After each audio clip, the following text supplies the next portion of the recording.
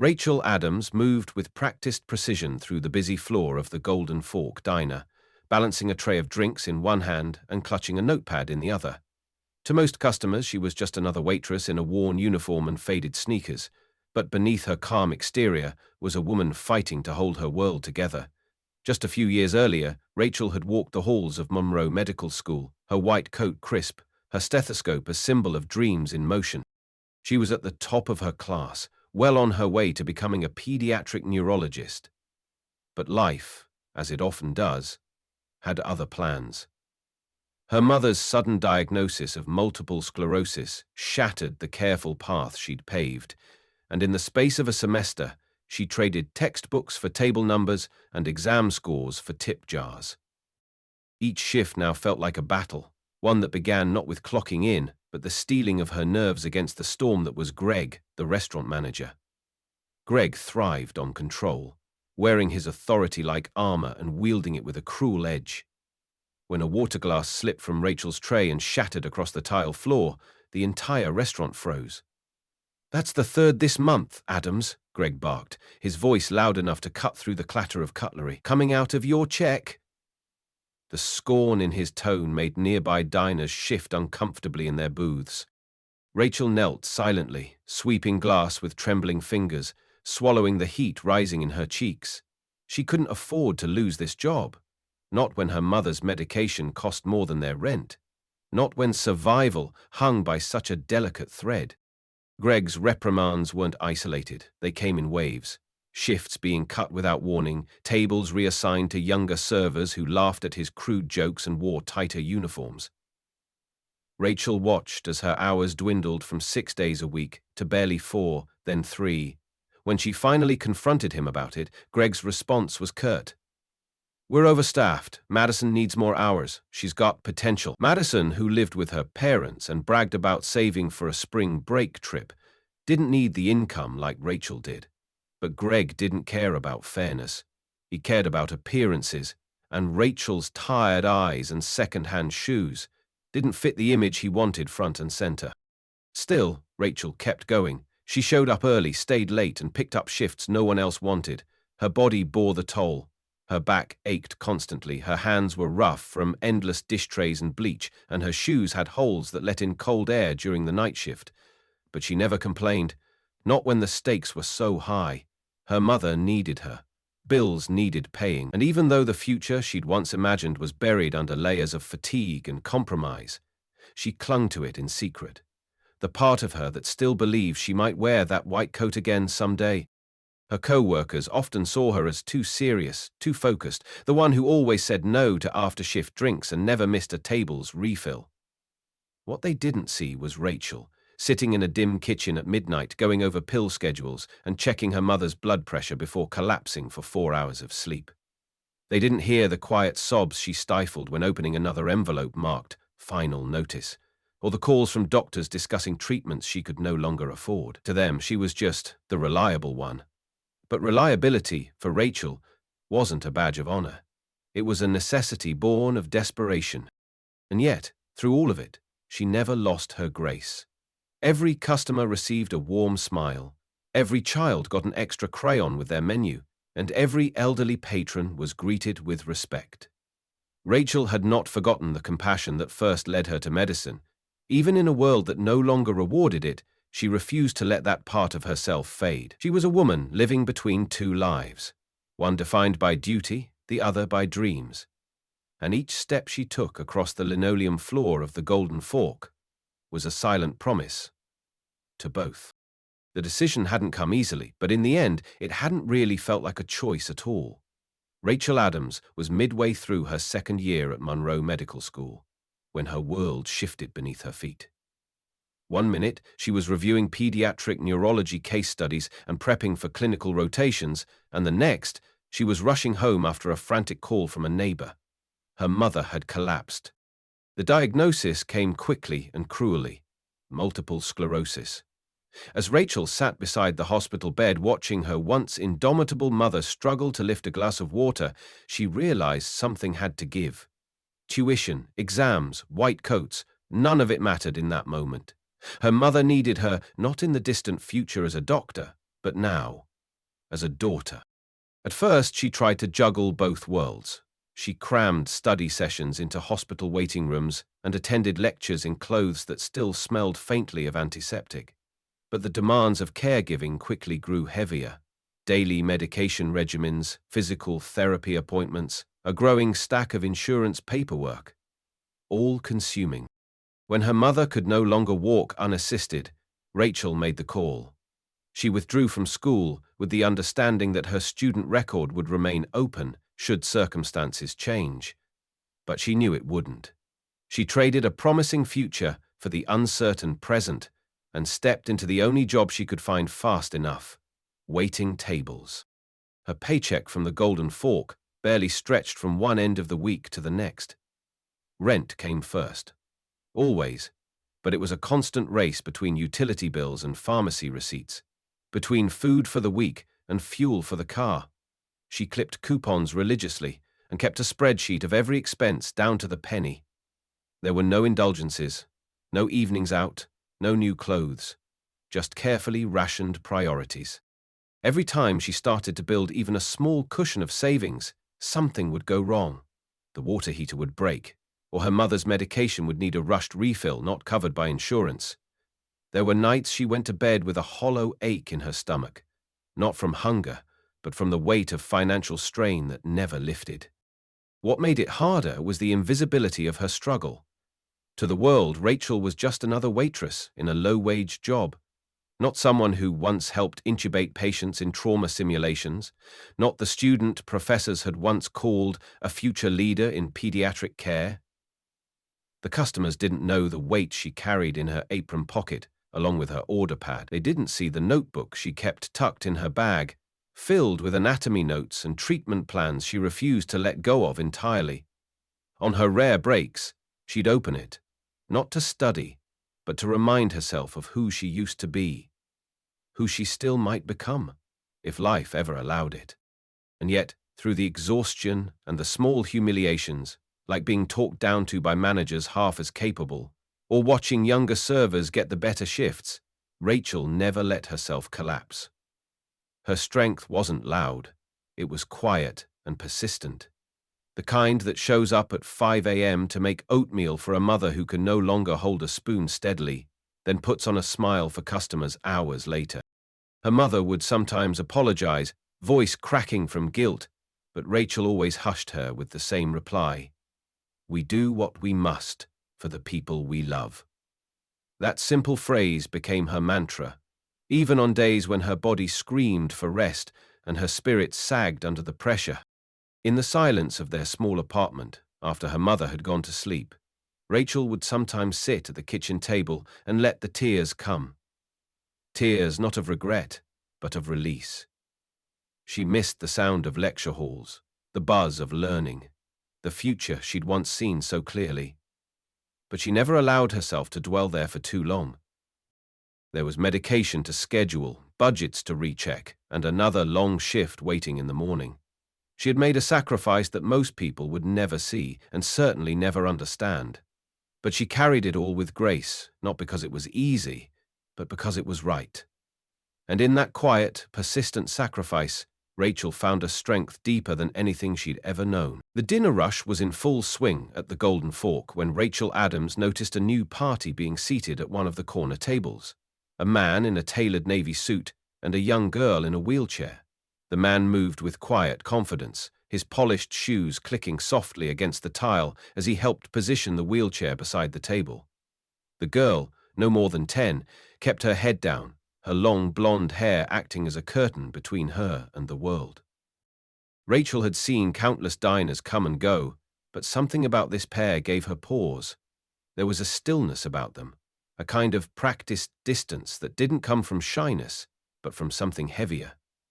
She tucked her order pad under her arm and walked toward the table, her smile warm but not overbearing.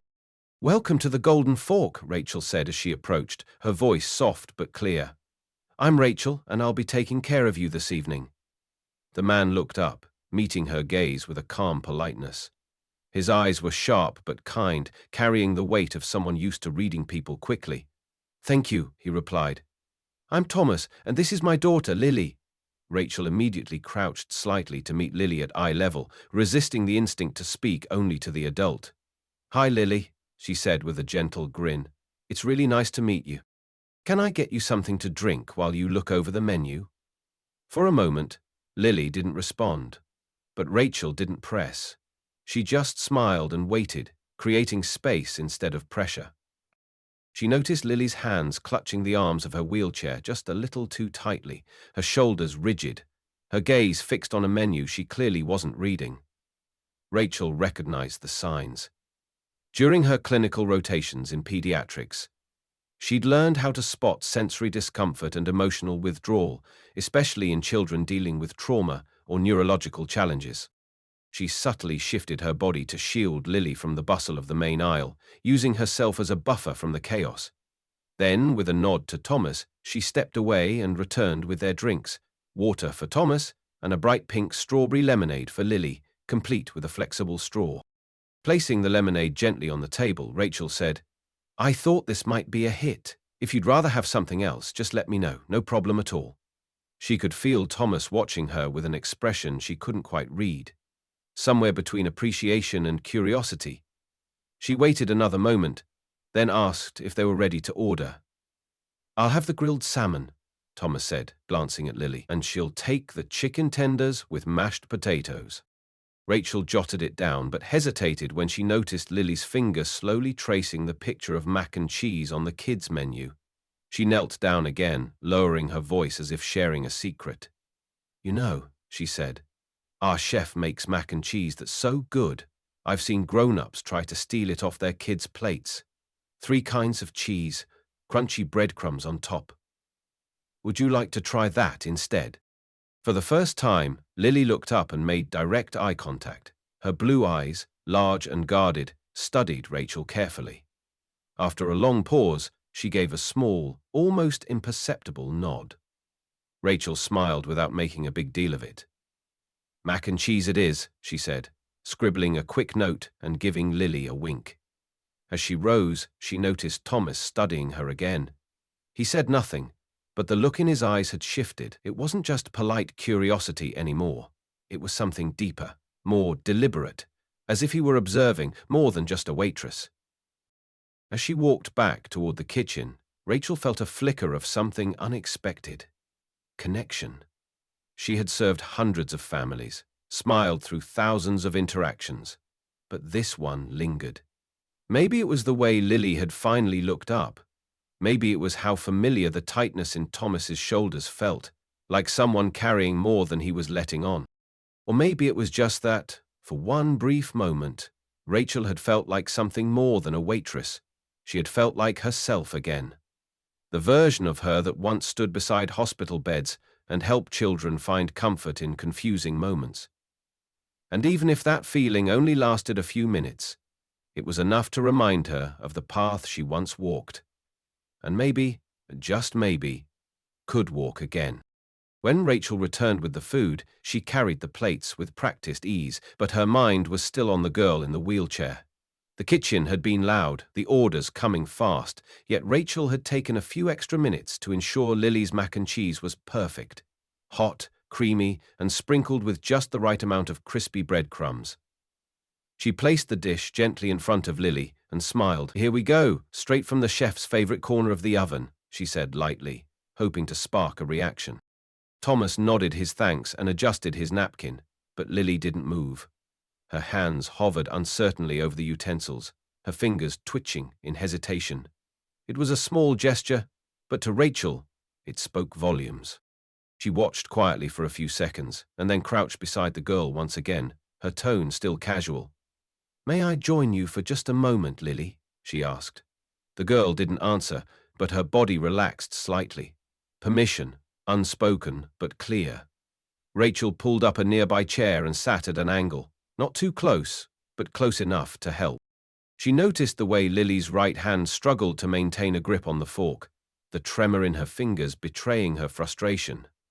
Without making it a spectacle, Rachel reached over and gently adjusted Lily's hand, demonstrating a more stable grip using the base of the fork handle. "You know," she said calmly, "our bodies are like machines. Sometimes one part gets a little out of sync, but that doesn't mean the whole thing is broken. Lily's eyes flicked toward Rachel, curiosity now peeking through the mask of detachment. "You were a doctor?" she asked softly, her voice gravelly from disuse.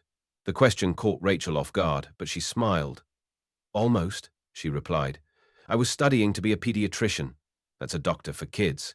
But my mum got really sick, so I had to take care of her instead." She said it plainly, without pity, without drama, just truth. She guided Lily's hand again, and this time the fork made it to her mouth without spilling. A small, triumphant look crossed the girl's face, and something shifted. It wasn't just about eating anymore. It was about agency, about being seen, about being understood. From across the table, Thomas Carter sat in silence, his salmon untouched. He watched his daughter, his little girl, who hadn't willingly spoken to a stranger in over a year, engage with a server like they were old friends. There was no forced enthusiasm in Rachel's voice, no exaggerated smiles or condescension. She treated Lily like an equal, like a person whose mind and spirit still burned brightly, even if her body moved differently. And that, more than anything, seemed to open a door inside the girl that had remained locked since the accident. Thomas's heart clenched, a mixture of awe and sadness rising in his chest as he realized how long it had been since he'd seen Lily smile without prompting. As Rachel stood to check on her other tables, she paused and looked down at Lily, her smile soft. "You're doing great with that fork, and I bet you're good at other things too." Lily nodded and offered, almost shyly, "I can draw, but only with my left hand now." Rachel's face lit up.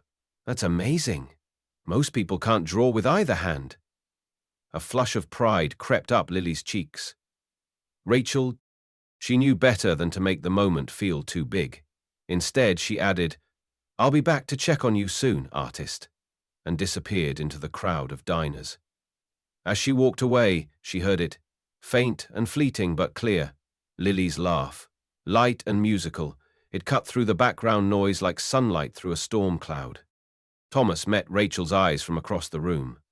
He didn't say anything, but his gaze was full of gratitude, full of realization, and maybe, for the first time in a long while, full of hope.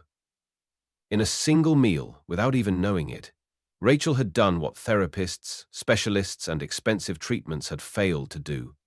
She had connected with Lily not through expertise but through presence, patience, and empathy.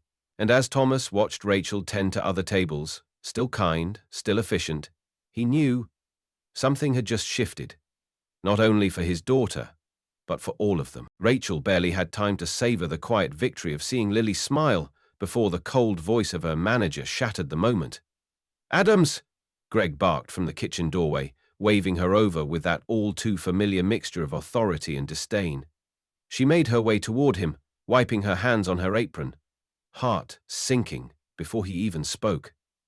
"Why are you playing nurse at table 7? He demanded. "Jessica's been back for 20 minutes and says her section's a mess because you're too busy babysitting." Rachel kept her tone even, knowing any defensiveness would only escalate things. "I was helping a guest who needed assistance, sir, and Jessica was supposed to be gone for 20 minutes. She took over an hour." Greg's eyes narrowed. "We're not running a rehab center, Rachel. We're here to serve food, flip tables, and move fast. If you want to play doctor, go back to med school." She didn't reply. What was there to say? The words stung, not just because they were cruel, but because they reminded her of everything she had given up. That afternoon, the new schedule had gone up on the break room corkboard. Rachel had waited for the crowd to thin before approaching it, already dreading what she'd find. Her eyes scanned the paper and froze. 3 shifts. That was all she'd been given for the upcoming week. No doubles, no weekends, and none of the high-tip dinner hours she had worked for years. Her chest tightened. The math wasn't even worth doing. Gas, groceries, rent, this wasn't going to cover any of it. She found Greg in his cramped office and knocked. "There must be a mistake," she said, her voice carefully calm. "I've worked those dinner shifts consistently for over a year." "No mistake," Greg replied without looking up from his screen. "We're overstaffed. Madison needs more hours. She asked..." I adjusted. Rachel stood frozen in place. Madison lives with her parents, she said softly. She told everyone last week she's saving for a trip to Cancun.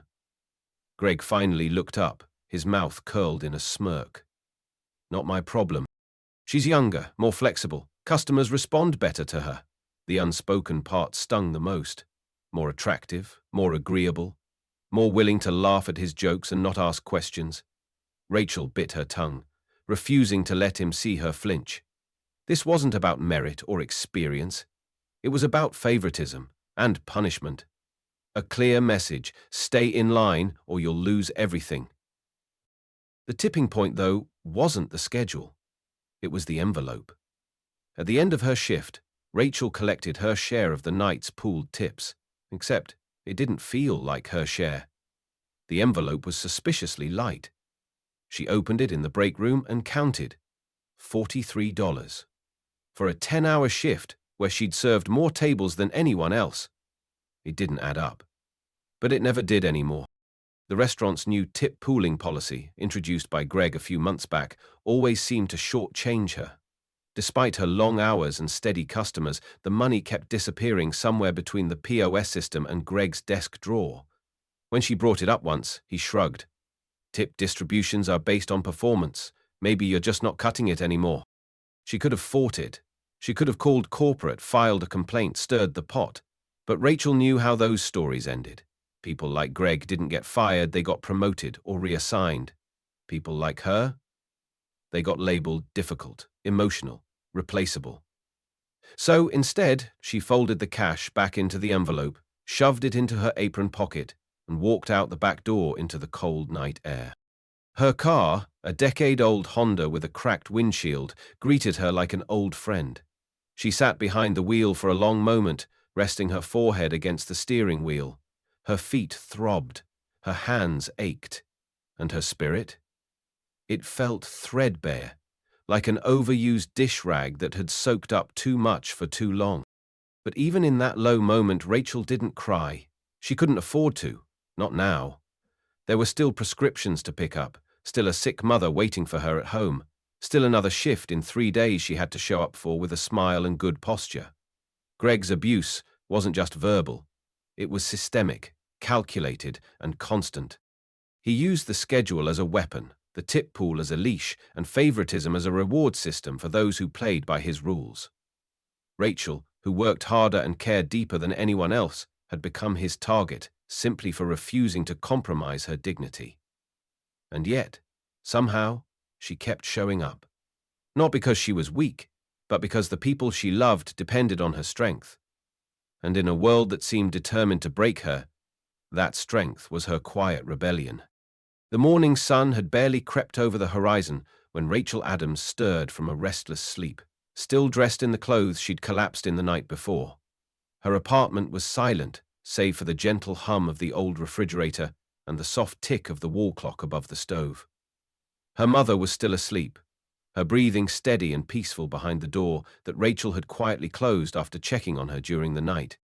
A half-empty bottle of prescription pills sat on the kitchen counter, a visual reminder of the mounting costs and shrinking options. Rachel's body ached from the previous shift, her legs heavy as she moved toward the door to retrieve the newspaper, expecting nothing but junk mail. Instead, a single thick cream-colored envelope sat neatly atop the welcome mat. No stamp, no return label, just her name typed in elegant serif lettering. Miss Rachel Adams. Confused, Rachel turned the envelope over in her hands. The seal bore a faint embossed logo she didn't recognize at first, Carter Holdings. Her brow furrowed. She had heard the name before. One of those distant-sounding corporate entities with holdings in hotels, tech, maybe even restaurants. But it didn't connect until she slowly opened the envelope and slid out the letter inside. The paper was heavy, the kind used for legal contracts or wedding invitations, and carried a scent of cologne and ink. A business card slipped out with it. Thomas Carter, CEO. Carter Restaurant Group. She blinked at the name, her heart catching as it registered. Thomas, the man in the suit, Lily's father.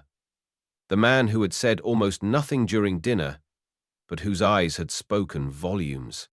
Rachel lowered herself into the nearest chair, the letter trembling slightly in her hands as she began to read. It wasn't long, just a single page, handwritten in elegant, measured strokes. "Miss Adams," it began, "what you did for my daughter last night cannot be overstated. You saw her, truly saw her, in a way no one has in a very long time, and in doing so you reminded me of something I had nearly forgotten, that healing takes many forms, and that sometimes the simplest kindness carries the most weight." Rachel read the words twice, her pulse quickening with each line. "Your professionalism, compassion, and quiet leadership are rare. I believe there is a conversation we need to have about your future, and perhaps mine as well." The letter continued with a simple instruction. A black car would arrive at her address at exactly 9:00, aiming to bring her to the Carter Holdings executive office. She was under no obligation to accept, but, should she choose to, the driver would wait no longer than 10 minutes. Beneath the signature, a postscript in smaller, more intimate handwriting caught her eye. "Lily says she has more questions about brain pathways. She hopes you'll come." Rachel's breath hitched in her throat. There was something deeply personal about the invitation, something that bypassed the usual power dynamics of job offers or interviews. This wasn't about a promotion or a reprimand. This was something else entirely. She looked up at the clock. It was 8:02. Panic rose in her chest before she remembered Mrs. Chen, their elderly neighbor who often checked in on her mother while Rachel worked. Without hesitation, she picked up the phone, her voice shaky but urgent. "Can you stay with my mum for a few hours?" she asked. Mrs. Chen, ever kind, agreed immediately. Then Rachel ran to her small bedroom and flung open the closet. She hadn't worn her old interview outfit in years, navy blazer, slacks, a blouse with one button missing at the cuff, but it would do. She changed quickly, braided her hair back, and splashed cold water on her face to shake the fatigue from her features. At precisely 9:00 IMM, the sound of tires on asphalt drew her to the window. A sleek black town car idled at the curb. Rachel stepped outside, heart pounding, and the driver, a poised woman in a dark, tailored uniform, stepped out and opened the door for her without a word. As Rachel slid into the plush leather seat, the city outside seemed both familiar and surreal. This wasn't the exhausted walk to the diner or the bus ride to the pharmacy. This was something different. Something possible. The envelope still sat in her lap, its weight a symbol of something far larger than its paper contents. She didn't know what Thomas Carter wanted to say, or why a man of his stature would go to such lengths after one brief encounter. But deep down, Rachel sensed that whatever this meeting held, it would not be ordinary. And for the first time in a long time, she felt the faintest stirrings of hope. Hope that maybe, just maybe, her story wasn't finished after all. The elevator doors opened with a soft chime, revealing the sprawling 40th floor executive suite of Carter Holdings. Rachel stepped out, her pulse quickened by the sheer scale of the space. Floor-to-ceiling windows revealed a panoramic view of the city skyline, and the air carried the scent of freshly brewed coffee and polished wood. A receptionist greeted her with a restrained smile and gestured down a hallway toward the main conference room. "Mr. Carter is expecting you," she said. Rachel nodded, swallowing her nerves as she approached the doorway. She knocked softly, then entered, and stopped short. It wasn't a formal boardroom with lawyers and executives, but a warmly lit space set with a small table, a pot of tea, and pastries. Sitting at the table, grinning with excitement, was Lily. "You came!" Lily exclaimed, her face lighting up like the sunrise. "Dad said you might be too busy." Rachel's tension melted just a little in the warmth of the girl's welcome. "I'm glad I wasn't," she said sincerely, walking toward the table. They shared a few moments of casual conversation, Lily offering her favorite raspberry croissant, before a quiet voice from the doorway brought Rachel back to the reality of the meeting. "I see my daughter has taken charge of hosting." Thomas Carter entered, dressed in a tailored suit but looking far less formal than he had the night before. He smiled at Lily, then turned his attention to Rachel. "Thank you for coming," he said warmly, but with an undertone of seriousness that immediately grounded the conversation. After Lily was escorted to see an art display with a company assistant, Thomas gestured for Rachel to sit. The pleasantries faded, replaced by a businesslike tone as he slid a manila folder across the table toward her. "This," he began, "is what I found when I looked into the Golden Fork's internal operations after last night." Rachel opened the folder and felt her breath catch. Inside were detailed financial reports, employee records, and something that looked eerily familiar. Her own file, annotated and marked. She flipped through the pages, her stomach twisting as she saw inconsistencies in tip records, time card edits, and schedule logs.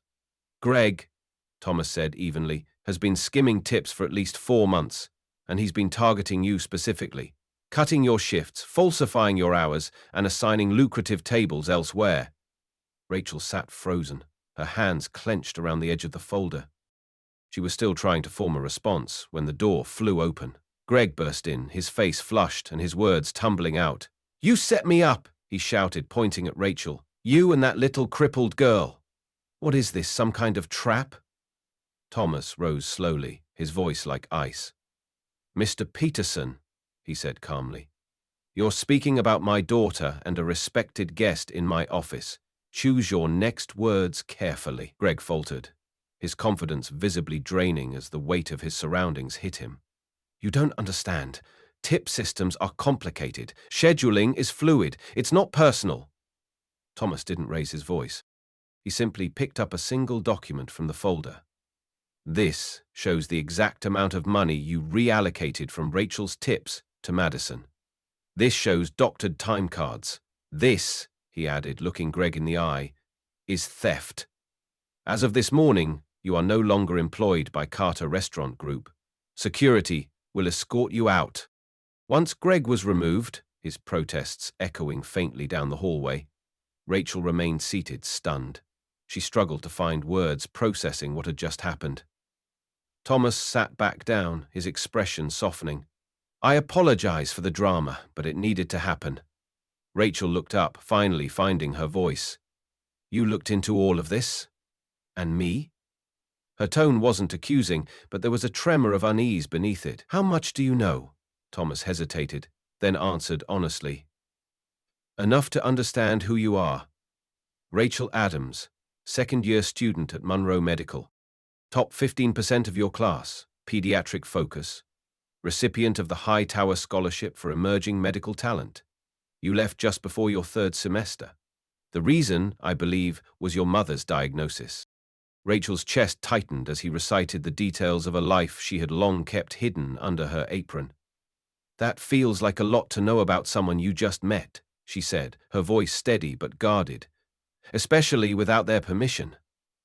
Thomas nodded, his tone respectful. "You're right, and I understand that it's invasive, but after seeing what you did for Lily, after watching my daughter smile for the first time in over a year, I needed to know who you were. Not just what you did last night, but why it mattered." Rachel looked down at the documents still spread before her. Part of her wanted to walk out, to reject the intrusion and reclaim her privacy. But another part, the part that had once dreamed of stethoscopes and healing hands, was listening. Despite the discomfort, despite the shock, she knew that something had shifted. This wasn't just about uncovering wrongdoing. It was about being seen, finally, for who she truly was, and for the first time in a long time, not just as someone surviving, but as someone worth believing in again. The room fell into a heavy, thoughtful silence once the door closed behind security, and Greg was no longer a presence in the building. Rachel remained seated, her back straight, eyes scanning the folder that still lay open in front of her. Every document inside it confirmed what she had suspected for months. But seeing it all laid bare, corroborated by someone in a position of power, left her emotionally unmoored. Thomas Carter sat across from her, calm but watchful. He gave her a moment to breathe before he finally spoke again. "I didn't ask you here just to expose a corrupt manager," he said. "That needed to happen, yes. But what I saw last night with Lily, what you did without being asked, without recognition, that's the real reason we're sitting here today." Rachel looked up, wary but listening. Thomas leaned forward slightly, his voice steady. "I'm prepared to offer you 3 paths. and I want you to consider them carefully, not because I'm trying to rescue you, but because I believe in investing in people who make a difference. And Rachel, you've already made a bigger impact on my daughter in one evening than an entire team of professionals has in 18 months. He reached for another folder, this one sleek, bound in navy blue, and opened it before her. Option 1. I want you to take over as general manager of the Golden Fork, effective immediately. Full salary, 3 times what you've been making, plus healthcare, PTO, and full autonomy over hiring and scheduling. You'd make the place your own. Rachel blinked in surprise, her mind struggling to absorb the shift in tone and possibility. It wasn't just a promotion, it was a complete reversal of everything she'd endured. She thought back to the years spent under Greg's thumb, scraping by, ignored and undervalued. Now she was being offered the keys to the place. But Thomas wasn't finished. Option 2, he continued, sliding another document forward, is a role in the Carter Foundation's Community Health Initiative. We fund medical outreach programs in underserved neighborhoods, clinics, mobile units, school screenings. It's a salaried role, and it's designed for someone with your background, medical training, empathy, and on-the-ground understanding of real people's needs. It pays more than the restaurant position, and it comes with housing and full coverage for your mother's care. She stared at the page, which outlined a flexible schedule, remote support options, and a team that worked across the state. Her mind reeled. The words comprehensive health coverage, transport assistance, and mental wellness program jumped off the page. It was real. It was structured, and it was built for someone like her. Someone whose life had been split between ambition and obligation. Rachel's throat tightened, but she remained quiet. Thomas paused before he spoke again, his voice gentler this time. And then there's option 3.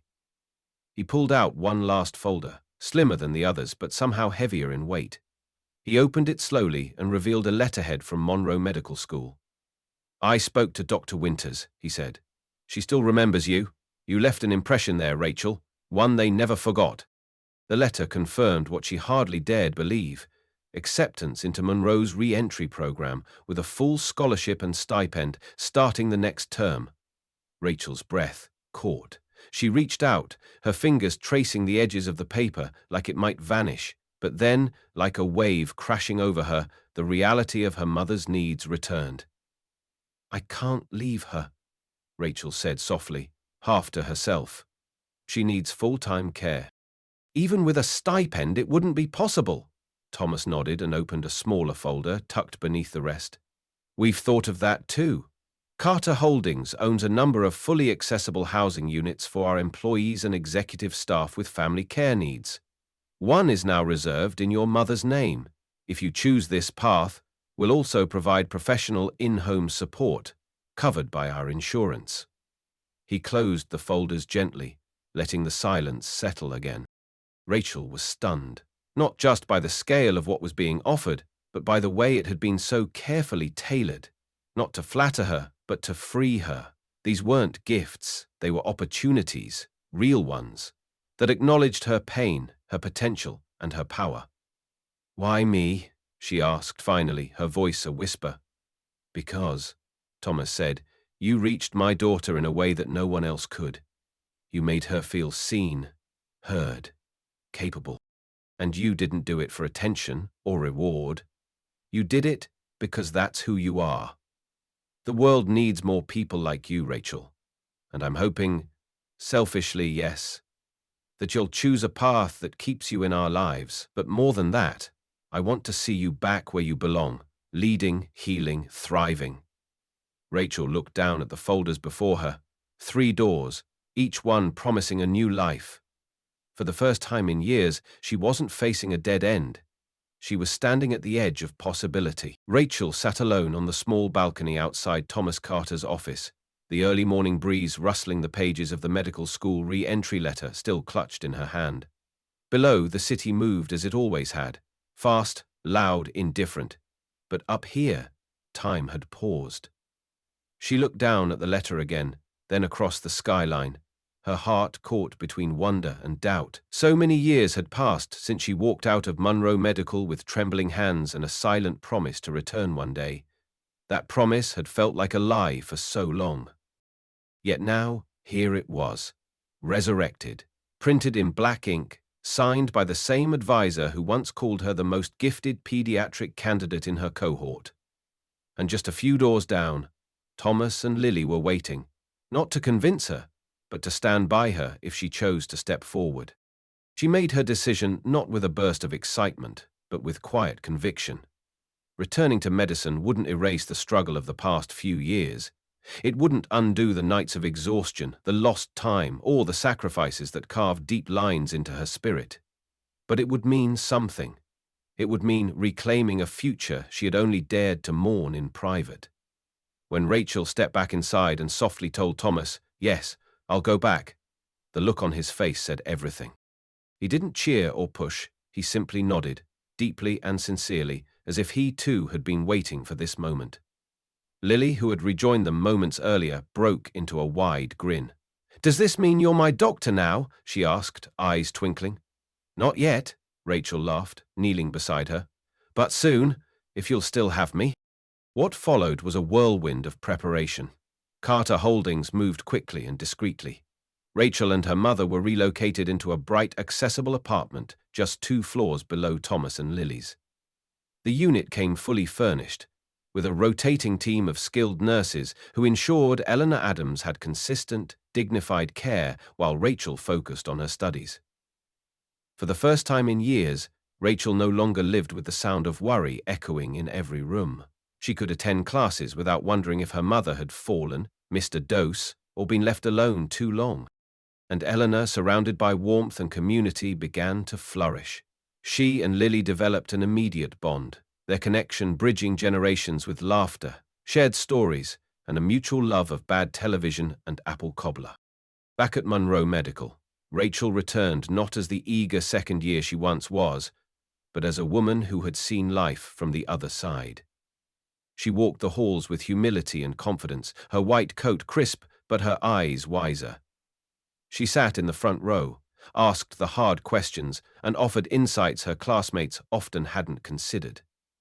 Because she didn't just understand textbook symptoms. She understood people. Her professors noticed immediately. Dr. Winters welcomed her back with a warm, quiet pride, and within weeks, Rachel was asked to co-lead a peer support group for students balancing academic and personal caregiving. Every day brought challenges, labs, rotations, the mental weight of rebuilding. But Rachel embraced it all with the kind of determination born from knowing what it meant to lose everything and still rise again. And yet, even as she rebuilt her professional life, her personal one deepened in ways she hadn't expected. Thomas and Lily became more than supporters. They became family. Dinners, once filled with polite conversation, became laughter-filled evenings, with Eleanor correcting Lily's spelling during homework, and Lily insisting on teaching Rachel how to bake from a box. Thomas remained reserved in some ways, but Rachel came to understand the quiet sorrow he carried, the guilt of a husband who had lost his wife too soon, and the fear of a father who had nearly lost his daughter to silence. In their shared dinners and long talks, a foundation of mutual respect blossomed into something deeper, something not quite defined, but undeniably real. On a late evening walk across campus, Rachel paused in front of the library and looked up at the carved Latin inscription she used to pass without noticing. She no longer saw it as the promise of a future she couldn't reach. Now, it was a reminder that some dreams don't vanish. They wait.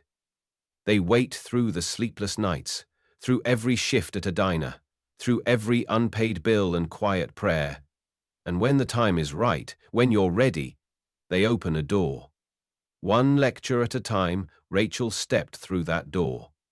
Not for recognition, not for redemption, but because healing, like purpose, sometimes begins with a single choice, and she had finally chosen herself again. 12 months had passed, but to Rachel Adams, it felt both like a blink and a lifetime. In that span, she had gone from counting shifts at a diner to managing clinical rotations, group presentations, and neurology labs, with the grace and precision of someone reborn into her purpose. Her white coat, now softened by daily wear, bore the emblem of Monroe Medical once again, a symbol she had once thought she'd never wear.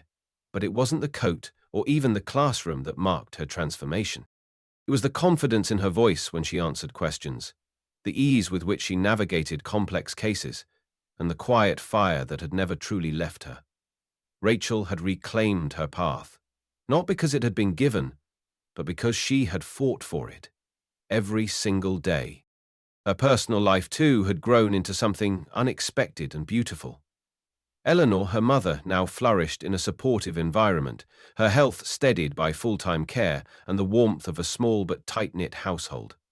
She had become an honorary grandmother to Lily, whose daily visits brought joy to them both.